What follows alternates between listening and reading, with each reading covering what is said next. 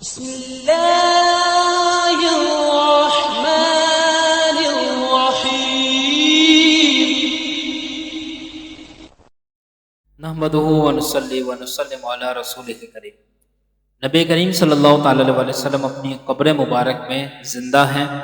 مشکوٰۃ شریف کے اندر یہ حدیث موجود ہے کہ واقعہ کربلا کے بعد جب یزید کے لشکر نے مسجد نبوی پر چڑھائی کی اور اہل مدینہ پر ظلم و ستم کیا تو حضرت سعید بن المسیب رضی اللہ تعالیٰ عنہ نامی صحابی جو تھے انہوں نے اپنا دیوانہ پن ظاہر کر کے مسجد نبوی میں قیام کیا، اور روایات میں آتا ہے کہ ان بدبختوں نے، یزیدیوں نے مسجد نبوی کے اندر گھوڑے تک باندھے۔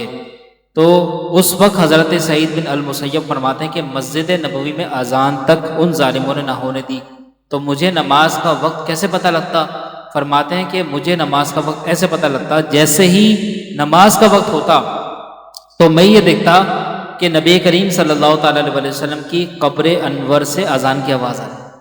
تو دوستوں اس حکایت سے ہمیں پتہ لگا کہ حضور اپنی قبر انور میں زندہ ہیں، نماز بھی ادا فرماتے ہیں، اذان بھی دیتے ہیں، اور جس طریقے سے حضور کے معمولات حضور کی زندگی میں قائم تھے قبر مبارک میں بھی قائم ہیں۔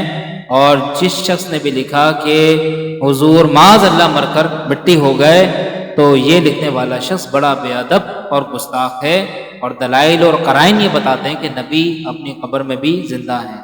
اسی لیے فاضل بریلوی رحمۃ اللہ علیہ نے کہا کہ تو زندہ ہے واللہ، تو زندہ ہے واللہ، میرے چشم عالم سے چھپ جانے والے۔ اللہ ہمیں سمجھ عطا فرمائے۔